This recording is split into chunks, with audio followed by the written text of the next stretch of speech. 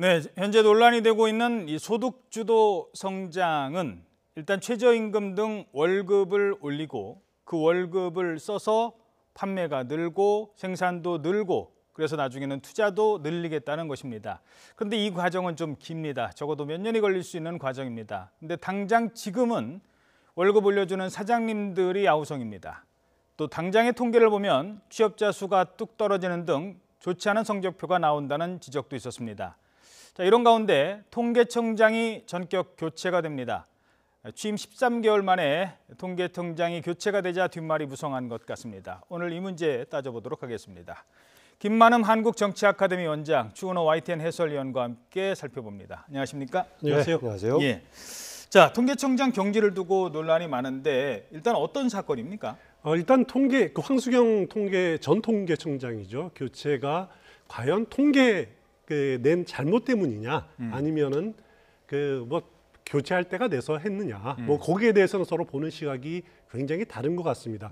청와대 입장은 지금까지 차관 인사를 한 번도 안 했기 때문에 그 정부 출범 이후 1년 2개월 만에 이제 교체할 때가 돼서 교체한 것이다. 지금 말이 나오는 것은 오비일학이다라고 이렇게 주장을 하고 있습니다. 하지만은 야당과 일부 보수 언론에서 주장하기로는 하는 것은 황수경 전 통계청장 시절에 내놓았던 것이 가계 동향조사, 특히 소득 분야의 그 통계 자료를 내놨는데 1분기, 2분기 내놨는데 이 통계를 보면은 저소득층의 소득 수준이 굉장히 떨어진 것으로 나타났습니다. 그리고 고소득층은 높게 나타나고 그리고 양극화 현상이 벌어진 것으로 나타났는데 이것이 왜 문제가 되냐면은 그동안 정부가 소득주도 성장을 계속 펼쳐오지 않았습니까? 그러면은 저소득층의 그 소득이 올라가야 정상이죠. 하지만은 반대로 나타난 것이 아니냐. 그래서 소득주도 성장이 효과를 보지 못하는 것 아니냐라고 하는 그런 비난에 휩싸인 건데, 그렇지만은 이 통계에 대해서 또 이제 부정적으로 보는 시각은 작년 통계랑 너무 다르다라는 거죠. 뭐냐면 표본이 다르다는 겁니다. 작년에는 한 5,500명 정도 대상으로 했는데 가구를 대상으로 했는데 올해 조사는 한 8,000 가구 넘게 했단 말이죠. 그 과정에서 저소득층이 많이 들어가고. 그렇습니다. 고령자 저소득층이 많이 들어갔기 때문에 너무나 표본이 다른 통계인데 어떻게 단순 비교를 할 수 있느냐. 그렇기 때문에 통계 자체가 좀 문제가 있다라고 하는 것이 이게 이 통계청의 통계에 문제점을 제기하고 있는 그런 시각입니다. 한 가지 팩트 체크만 하고 갈게요. 지금 13개월밖에 안 되는데 이런 얘기가 나오는데 평균 통계청장 임기가 2년이다. 그런데 13개월밖에 못했다라고 하는데 평균이 2년입니까? 통계청장이 차관급으로 격상된 것이 노무현 정부 때입니다. 노무현 정부 그때를 비교를 해보면은 그때 이후로 따져보면은 황수경 그 통계청장까지가 9명째인데 제가 이렇게 쭉 계산을 해보니까 4명이 한 1년 정도 그리고 4명이 2년 정도였고 1명이 한 1년 8개월 정도였습니다. 그렇기 때문에 평균 2년 정도라고 하는 그런 주장은 올바른 것 같지는 않고요. 이게 또 통계 오류군요. 네, 그렇습니다. 그 청와대 주장대로 바뀔 때가 됐다라고 하는 주장도 또 그 역대 통계청장의 재임 기간을 보면은 그럴 수도 있다라는 생각도 듭니다. 예. 그 통계청장이라는 자리가 그런데 이게 정치적 바람을 그동안 많이 타는 자리였습니까? 알려진 거는 정치적인 논란거리가 된 적이 없었죠. 우리가 알다시피 통계라는 수치하고 정치하고 연결된다면 조금 안 어울리는 거 아니겠습니까? 예. 모르겠습니다. 혹시 그동안에도 통계청장이 정치적인 해석에 따라서 교체가 된 사례가 있었나 모르겠지만은 공공연하게 이 문제가 논란이 된 적은 없었다라고 볼 수 있겠습니다. 예. 그 통계청에서 하는 역할이 국가 지표하고 관련된 통계를 내는 거 아니겠습니까? 그런데 통계만 내는 것이 아니라 목표에 보니까 통계에 대한 해석 역량을 강화하다 이거 들었단 말이죠. 그럼 통계에 대한 해석도 들어가는데 이번에 논란이 되는 것이 거기에 대한 해석을 두고 논란이 좀 되고 있는 것 같은데요. 조금 전에 추은호 의원이 지적했다시피 기간 자체야 지금 비판 쪽이 지적하는 원래는 대체로 2년 정도 임기였었는데 짧은 13개월 만에 교체가 된 걸 두고 얘기하는데 기간 자체는 그렇게 지금 이제 비판 쪽에 제기하는 게 설득력 있어 보이지 않습니다. 다만 신임 강신욱 청장이 샘플 관련해서 문제가 있어서 이것을 뭔가 재조정하겠다라는 얘기가 나오다 보니까 신임 총장 일성이 그렇게 나오니까 뭔가 기존의 통계하고 관련해서 경질된 것처럼 해석될 소지가 있어 보인다. 그리고요.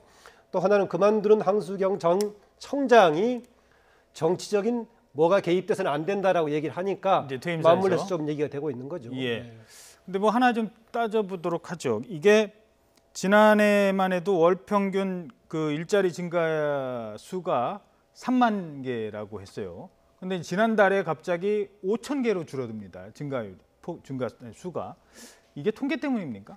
그렇지는 않지 않습니까? 그건 아니죠, 당연히. 아닌데 이제 두 가지 해석이 가능합니다. 하나는 지금 장기적인 불황의 추세 속에서 단지 최저임금의 문제뿐이 아니라 다른 요인 때문에 일자리가 어려웠다는 얘기하고, 그 다음에 최저임금의 영향에 따른 일자리 축소하고 다르게 다른 조선업든 구조조정 과정 속에 나오는 합산의 사기 때문에 그렇다라는 얘기인데요. 저는 이 부분에 대해서 정부 여당 측에 설득력 있게 주장하려면은 소득주도 성장은 조금 더 시간을 보고 효과가 있을 것이다. 그리고 최저임금 문제는 소득주도 성장론의 아주 미세한 아주 마이너한 부분이다라고 얘기하자면은 본격적인 소득주도 성장론의 내용은 무엇인가를 얘기해 줘야 됩니다. 예. 최저임금 부분은 아주 그중에 작은 한 부분이고 소득주도 성장의 핵심은 이건데 이걸 정부가 실시하고 있고 이 효과는 시간이 지나면 나올 거다. 이 이야기를 해줘야 되는데 최근에 설명한 장하성 실장도 사실은 소득주도 성장론의 핵심은 이거다라고 얘기를 안 해준단 말이죠. 아하. 오늘 국회에서 나와서 얘기를 하게 되면 그 얘기를 할지 모르겠는데 국민들에게 조금 더 설득력이 있으려면은 소득주도 성장론의 골간은 이거고 그중에 세부적인 부분이 하나가 최저임금 부분인데 현재 거기에 따른 비용을 치르고 있다 이렇게 설명해야 되는데 거기에 대한 아직 설명까지는 나오고 있지 않은 것 같습니다. 예, 알겠습니다. 지금 경제 정책을 두고 상당히 그 논란이 제기가 되고 있습니다. 오늘 국무회의가 열렸는데요. 문재인 대통령도 이 관련된 발언을 했습니다. 과거의 경제 패러다임은 우리 경제를 저성장 늪에 빠지게 하고 소득 양극화 그리고 불공정 경제를 만들었다고 지적하면서 소득 수조 성장 앞으로 흔들림 없이 계속 추진하겠다라는 점을 다시 한번 강조했습니다. 국무회의 오늘 발언인데요. 직접 들어보시죠. 우리 정부의 3대 경제정책 기조라고 할 수 있는 소득주도 성장, 혁신성장, 공정경제는 반드시 함께 추진되어야 하는 종합 세트와 같습니다. 혁신성장은 우리 경제의 새로운 성장 동력을 마련하는 것이고 소득주도 성장은 잘 사는 사람만 잘 사는 성장이 아니라 함께 잘 사는 성장을 하자는 것입니다. 지속 가능한 성장의 길이기도 합니다. 우리는 그중 하나만을 선택할 수가 없습니다. 또한 혁신성장과 소득주도 성장은 공정경제의 토대 위에서만 가능합니다. 사람 중심 경제라는 새로운 패러다임으로 위기에 빠진 우리 경제를 되살려야 하는 것이 우리 정부가 떠안은 시대적 사명입니다.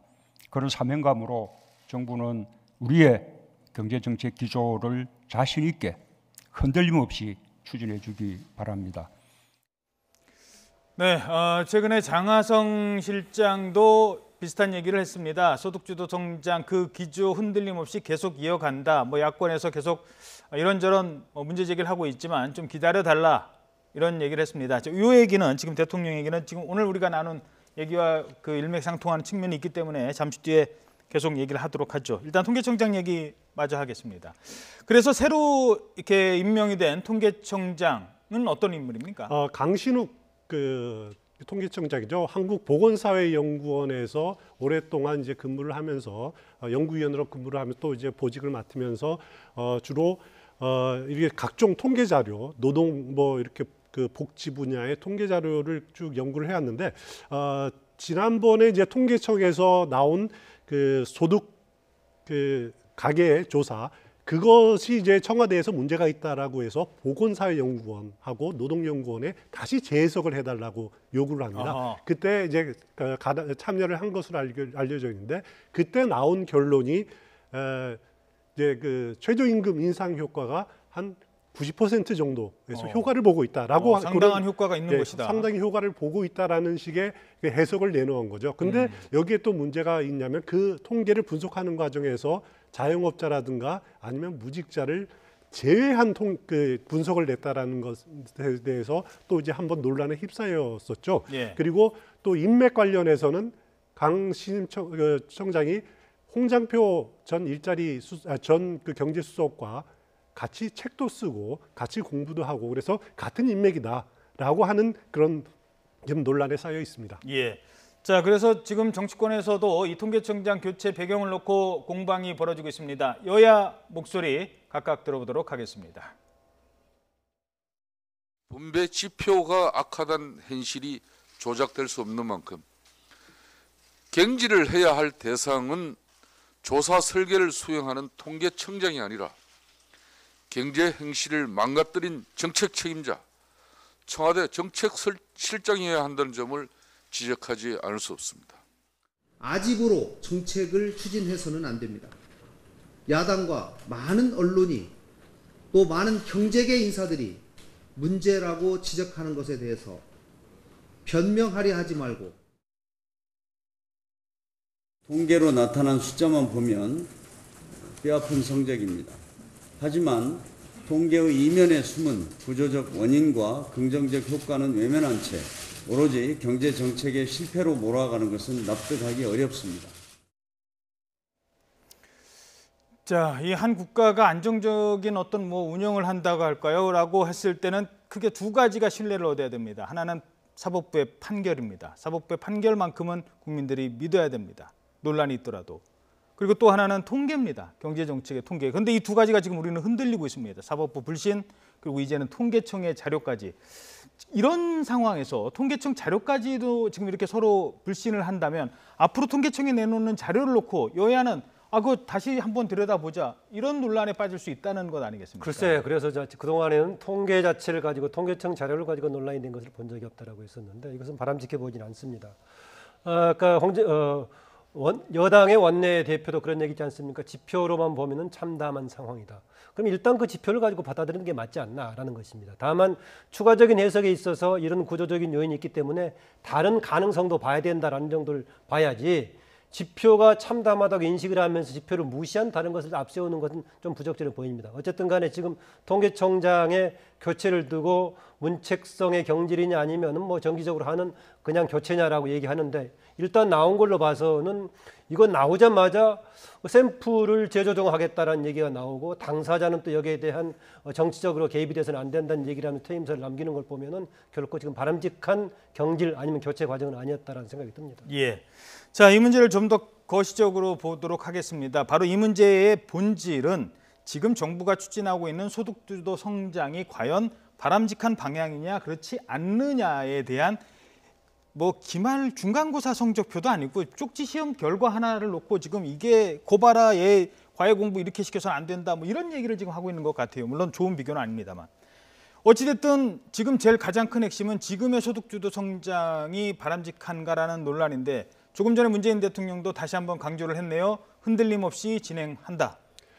문재인 대통령으로서는 지금 어느 한쪽을 포기한다라면은 사실 그동안에 지지했던 기반 자체가 흔들리는 그런 결과를 낳을 수도 있습니다. 예. 무슨 말씀이냐면은 만약에 소득주도 성장을 포기를 한다라면은 또 궤도 수정을 한다라면은 과거에 지지해왔던 나름대로 진보적인 쪽에서의 지지를 돌아서는 그런 계기가 될 수도 있고요. 예. 그렇다고 혁신 성장을 포기한다라는 것은 무슨 말이냐면은 우리 경제가 성장할 수 있는 동력을 잃어버리는 것이니까 또 나름대로 중도층의 지지를 포기하는 그런 결과를 낳을 수 있습니다. 이게 균형을 이뤄지면 좋은 문재인 경제 정책으로도 좋지만은 또 정치적 기반도 확보도 중요한 부분인데, 어느 한쪽으로 치우칠 경우에는 한쪽의 지지가 물러났을 경우에 정권의 안정성이 흔들릴 가능성이 상당히 있다라는 거죠. 예. 그래서 지금의 선택은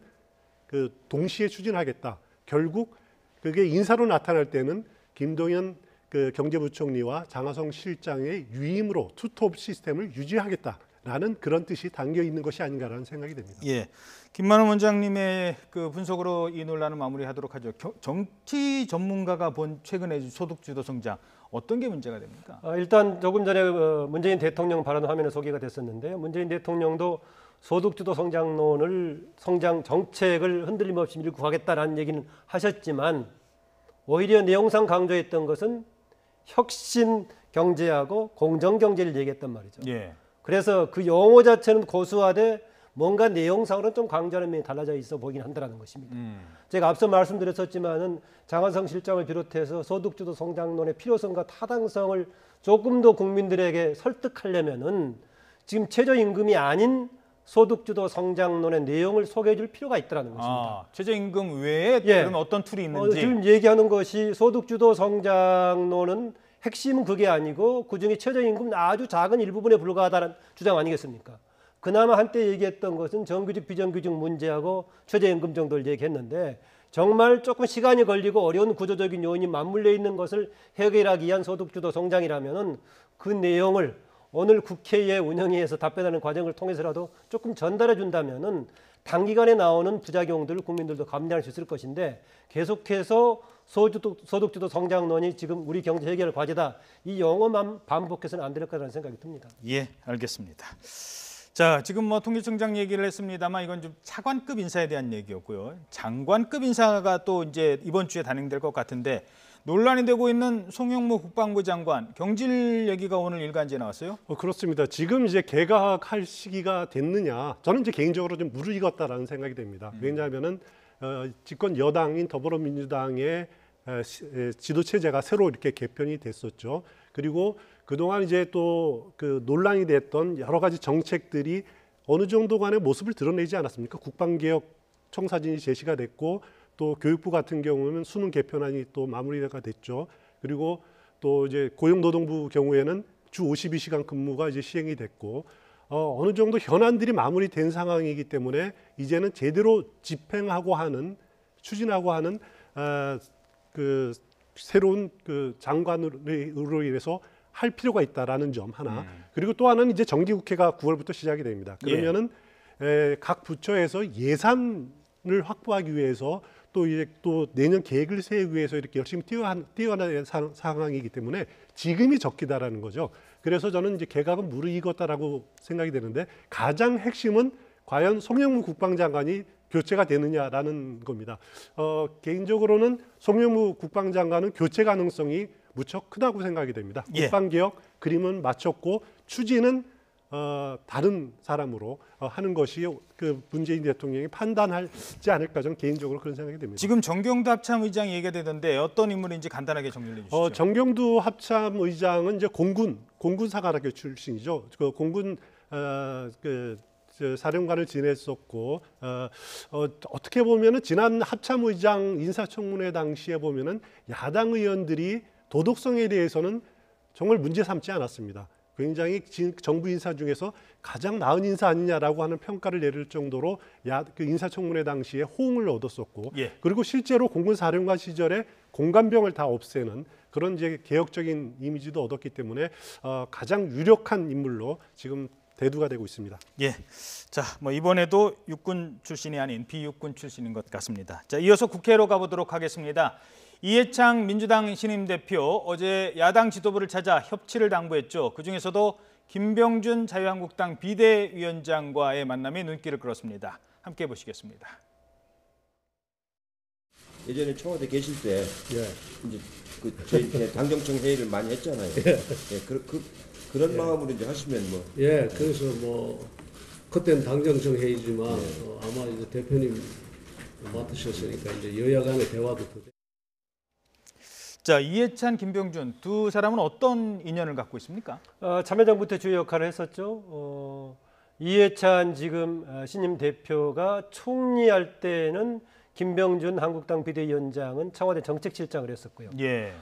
이해찬 총리가 아마 총리를 2년 정도 하고 그만둔 게 2016년 3월인데요. 그 2개월 뒤에 김병준 정책실장이 교육부총리로 갔다가 13일 만에 그만뒀었죠. 아하. 그러니까 아까 지금 당정청 얘기가 나오는데 총리할 때 당정청 회의할 때는 청와대에서 같이 하고 있을 때는 아무래도 김병준 정책실장과 더불어서 많은 논의를 했을 겁니다. 그런데 김병준 지금 비대위원장이 그런 얘기했지만은 당정청은 여당끼리 하는 거 아니겠습니까? 지금 야당 대표하고 만나서 하는 여야 간의 협치는 다른 과제가 있는데 과거에 당정청 했을 때와 지금 야당 대표가 됐을 때 같이 만나서 협치를 해오는 과정, 또 새로운 과제가 남아 있을 걸로 봅니다. 그 두 사람이 이제 얘기 중에 역시 또 정책적으로 소득주도 성장을 놓고 설전을 벌였다고 합니다. 이 얘기 잠깐 뒤에 해오도록 하고요. 이해찬 대표가 지금 그 이승만 전 대통령, 박정희 전 대통령 그 현충원 가서 묘역을 참배했거든요. 예. 그 진보 20년, 진보 집권 20년을 주장하시는 분이 이제 어떻게 이제 보수와 손을 잡겠다는 겁니까? 어떻게 해석하십니까? 본인은 그렇게 표명을 했죠. 사실상 모든 그 정치 세력이 초반에 시작할 때는 가장 중요한 과제로 통합을 내걸죠. 문재인 대통령도 바로 집권 초에 가장 중요한 과제로 통합을 얘기를 했고 국회 협치를 얘기했습니다. 시작하는 시점에 지금 새 대표가 됐는데 뭔가 정부의 정책을 뒷받침하는 국회에 집합하려면 야당의 협력이 필요할 테니 그런데요. 또 모르겠습니다. 실제로 지금 당 대표가 되기 전에는 현 민주당의 20년 집권론을 얘기했는데 그렇게 하면 결국은 상대 야당은 경쟁과 배척의 대상으로 볼 소지가 있는 거 아니겠습니까? 예. 이렇게 시작하는데 일단은 이제는 그런 시대가 아니고 평화 공존의 시대다라는 거였는데 그런 대북강의 평화 시대를 국내 정치에 같이 원용한 거 아니겠습니까? 예. 근데 그게 이전에 돌아가셨던 이승만 박정희 대통령뿐만이 아니라 현재의 한국당이라든가 다른 바른미래당 등 야당과의 관계도 서로 공존하는 방식으로 갈지 그것은 협치의 중요한 과제라고 보입니다. 예, 뭐 협치가 여러 가지가 있겠습니다만 정책을 놓고 치열하게 맞붙는 것도 사실상 중요한 협치입니다. 다른 걸 떠나서 두 사람을 보면요, 김병준 청와대 전 정책실장이고 이해찬 전 총리입니다. 총리와 그렇습니다. 정책실장을 지냈던 분이기 때문에 어떤 정책을 놓고도 이 두 사람은 정말 토론도 한번 가능하겠다라는 생각이 드는데 어제도 소득주도 성장 가지고도 잠깐 신경전이 있었죠. 그 1차적으로 먼저 그 국가주의 가지고 한번 기선 잡기가 한번 그 벌어진 적이 있었죠. 예. 그리고 어제도 소득주도 성장 가지고 서로 약간 논란이 있었는데 앞으로 두 분 다 정책통입니다. 그렇죠. 대표적인 정책통이기 때문에 앞으로 그 여야 간에 정말 치열한 토론들이 이어질 것 같은데 누가 이길지 그건 한번 또 정치 평론가로서는 흥미롭게 지켜볼 때입니다. 이해찬 대표가 같은 참여정부 시기에 얘기했지만 본인하고는 정책의 결이 좀 다르다 그런 얘기했었죠. 상대적으로 김병준 당시 정책실장은 조금 더 우파 보수적인 경향이 있었다라고 얘기해서 같은 시대에 일어났지만은 정책의 좀 결은 다르다는 것을 그동안에 강조했는데 이제 막상 당 대표가 됐을 때는 그렇죠. 그것을 조정하는 방향으로 갈지 좀 지켜봐야겠습니다. 예. 어쨌든 지금의 정책을 놓고 두 여야 대표가 맞짱 토론을 하는 모습도 한번 보는 것 기대해 보아도 좋을 것 같습니다. 그 정도의 실력은 되는 분들이라 생각합니다. 김만음 한국정치아카데미 원장, 최은호 YTN 해설위원이었습니다. 두 분 고맙습니다.